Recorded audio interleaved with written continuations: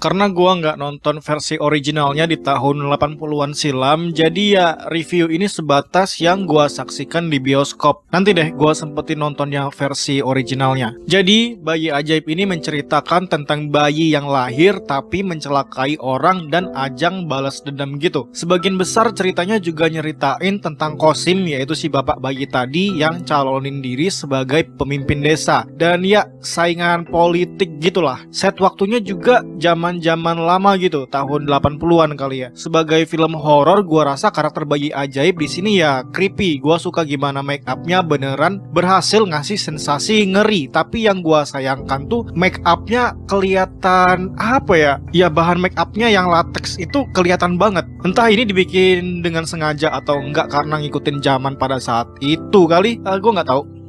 Terus juga gue suka dengan visual efeknya karena ada satu adegan yang nampilin transisi si anaknya Kosim tadi berubah jadi hantu atau setan gitu. Nah itu mulus banget transisinya, gue suka. Acting sebagian besar pemainnya benar-benar menjanjikan. Udahlah, kalian tahu juga kapabilitas Vino G. Bastian, Adipati Dolken, dan kebanyakan film Rako Priyanto ini Adipati jasanya selalu dipakai ya. Nah, masalah acting gua suka banget Sarah Fajira waktu di ending itu. Gila, seremnya dapet banget bahkan. Dia lebih serem dari Bayi Ajaib gak sih? Mungkin karena kita udah banyak nontonin film-film horor dan banyak referensi lah, terutama untuk film horor Indonesia. Menurut gua Bayi Ajaib ini intensitas horornya dikit banget.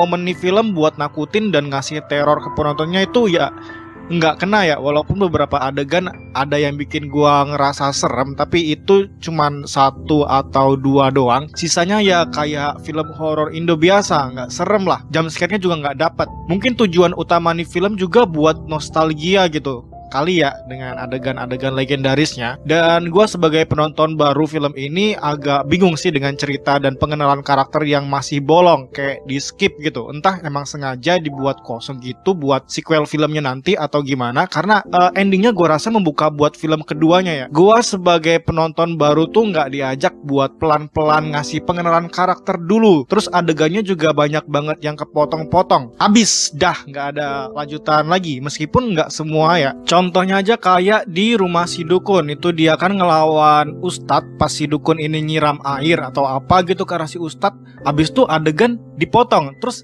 entah gimana kabarnya si Dukun tuh bisa pergi dan melarikan diri ke rumah si Kosim. Agak kok bisa gitu. Ini aroma horor jadulnya berasa banget ya. Di awal-awal film ada cahaya merah semua gitu. Nah, gue baru inget di awal-awal ini juga kenapa bisa si istrinya Kosim itu lari-larian kabur ke hutan dari siang sampai ke malam, dan dia tetap lari loh. Asli gue bingung dengan adegan skip yang dikasih gini. Terus selama siang sampai malam tuh dia ngapain aja? Cuma ya nggak tahu ini emang gara-gara merujuk banget ke versi originalnya atau enggak. Dan masalah scoring sebenarnya agak berasa nggak masuk untuk beberapa adegan seremnya ya. Dan gua rasa film horor itu lebih cocok scoring yang sunyi, hening gitu aja. Tapi di Bayi Ajaib ini mirip-mirip film slasher kayak Halloween Ends atau segala macem itu, terus Saw gitu-gitulah.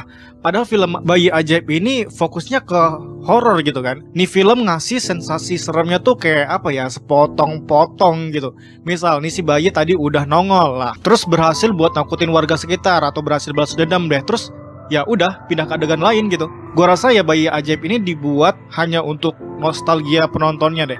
Tapi untuk penonton baru dengan referensi film horor yang udah banyak banget ya, ini semacam film klise Indonesia biasanya sih.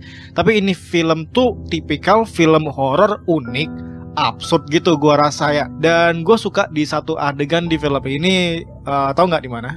Waktu di WC, sumpah itu adegannya absurd ya, tapi serem gitu. Gue ngeri deh kalau misalkan boker tiba-tiba kejadian kayak gitu, aduh. Dan walaupun gue bilang biasa aja, tapi ini film tetap memorable bagi gue karena ya ini film adegan horornya beberapa ada yang absurd dan unik. Gak pernah gue lihat di film horor lain, terutama di Indonesia ya. Sekian review ringkas gue, sampai jumpa di lain video. Terima kasih dan jangan lupa bertobat.